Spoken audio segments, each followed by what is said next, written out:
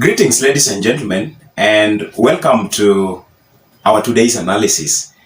You know, there is this phrase in Swahili which says that hakuna mkate ngumu mbele ya chai, meaning that generally there is always no problem which doesn't have a solution.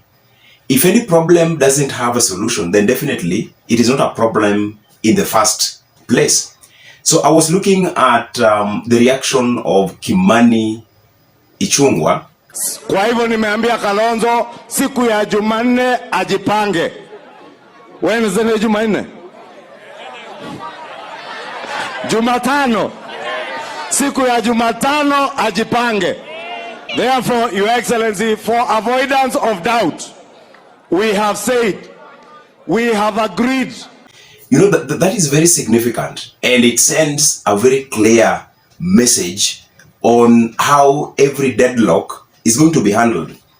And I also saw the reaction from Kenya Kwanza, I mean not Kenya Kwanza, but Azimio, led by Kalonzo Musyoka.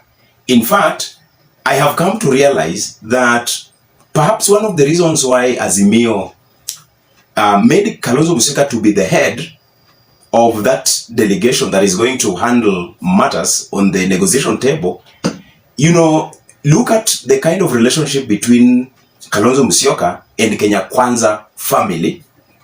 It has been a good relationship.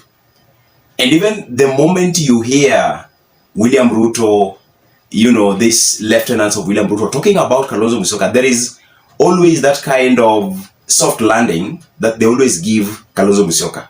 So first of all, the reputation of Kalonzo Musyoka in Kenya Kwanza is kind of a good one, to the extent that if it requires a man who can strike a deal based on the rapport that can be created, definitely Kalonzo Musyoka is best placed.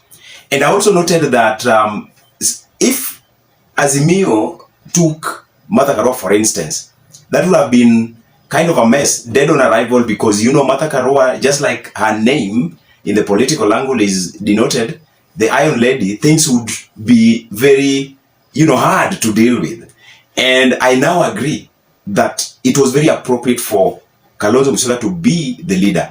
Now, in this analysis, I want us to look at what are we going to see on Wednesday. And is this going to be a signal that things are going to end well? You know, they always say the end will always justify the means.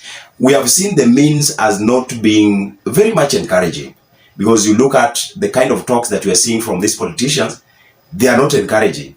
And so let us keep watch and look at how, you know, the end is going to justify the means. And so, ladies and gentlemen, in the event you are here for the first time, please give this video a thumbs up. Just give it a like so that it reaches a wider base. And if you've not subscribed, please give us a subscription and hit that notification bell so that the next time you will be notified, and it will be so much good. You can always come back for more. Every day you can expect analysis.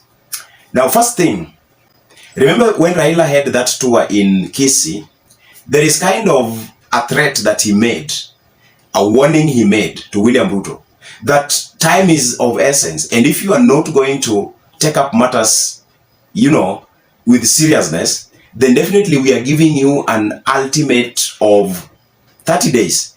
And 30 days started counting from 1st August. So meaning we are counting. And so if William Ruto does not comply with the stated time frame, definitely things are going to go wayward. And Azimio is going to go back to the streets.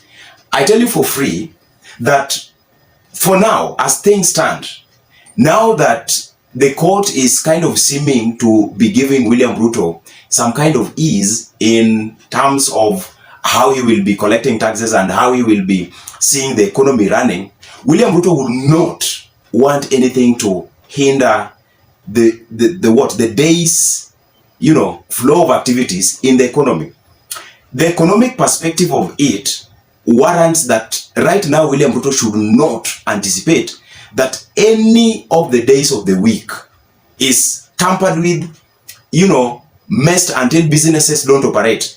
So he must weigh out all his options that he's working with. He must have a trade-off where if he takes a given trajectory, he must definitely know the outcome. Now, the other thing that I saw which was coming out from both sides. I noted that, out of all these grievances, the items that were presented, the reason why Kimani Ichung'wa said that if Azimio, brings something they will consider. If you look at the 5 agenda that Azimio wanted to be discussed, you talk of the cost of living might just be, kind of shallowly discussed. They will not go deeper into it to the extent that people will see the benefits at the end of the talks. Now, that one you can just eliminate. We give it an X. It's not going to be discussed because it is all about politics. The political interest will triumph. Now, if you look at the reconstitution of IBC, it can be resonating with Kenya Kwanza. So they will agree and say that, okay, let's reconstitute IBC, because even them, they will not want to go with the current IBC. They know what that IBC can do. So the reconstitution and moving forward with, a fully fledged IBC body that for now can be, embraced by the two sides, it will be having no impact in the governance of William Ruto, because 2027 is still too far. Very many things. A day in politics is like 1,000 days. 1,000 days is like a day, almost equated to what is said in the Holy Book about the Almighty God. So that will not be of a big deal to the Kenya Kwanza. So they will allow that. You look at revisiting of the server, meaning opening the server. That will be a bone of contention and it will not be accepted by Kenya Kwanza. And you talk of cost of living, we've given X. You talk of, opening the servers, that one is also an X. If servers are opened, that would make us see where the devil lies. I don't see William Ruto and the team accepting that. So that is also X. Azimio might try to give it more attention because that is one of their key concerns. Because when servers are opened, it will unearth, the real thing. And the real thing. Your guess is as good as mine. So Azimio will go hard on that, but Kenya Kwanza will not accept it. Then you look at, infiltration of the political parties. Kenya Kwanza can borrow it, yes, and they can actually try to say, we have accepted this and we are going to discuss about it. And for now, William Ruto has actually made a base. He has made his roots to the extent that for any activity that will be coming ahead, he already has members. If it is a matter of, poaching for members from the opposition, he has already done it.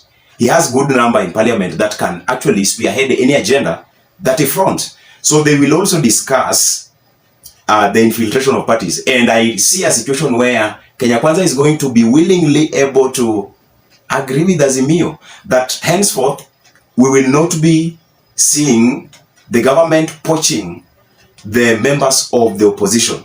Creating of the office of opposition, leader, that I think they will discuss, because as things stand right now, Kenya Kwanza will have a stand that we will need opposition to play its part. And that is one of the reasons why we are not going to have the handshake, because the moment we have the handshake, opposition is declared persona non grata, out of, effect. So I see they are going to discuss the office of the opposition leader, and it is going to be established. It is going to be ascertained, so that, because we are not going to have a handshake, which of course has been the narrative of Kenya Kwanza, if there is a way government is going to fully facilitate the office of the opposition, it will be a benefit in the long run. So if you look at all this, the political interests that are going to come are going to be camouflaging in every item.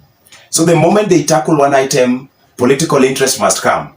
And because it is a bargaining kind of process where you must fight to get a win for your team, definitely Azimio will endeavor to go for the win without dilly-dallying. Because when you look at all the leaders in Azimio, they know very well that there is nothing they will have if they lose this. So this is the only chance. There is no time like the present. They have to win. They only have options, which are two: winning and winning. There is no any other option at the end of the day. But I see a light at the end of the tunnel. And when you see William Ruto saying that, there will be no demonstrations again, perhaps they have known the end of these talks. It is only just politics and the gimmicks within it that we are seeing. Otherwise, even those who are making noise that, Azimio cannot have anything in government, they already know the outcome. Only that the people are being deceived by the words. Whatever politician says, there is something that they are not telling you. That is something you must learn at all time, ladies and gentlemen. So let me see you in the next analysis. May you have a great time.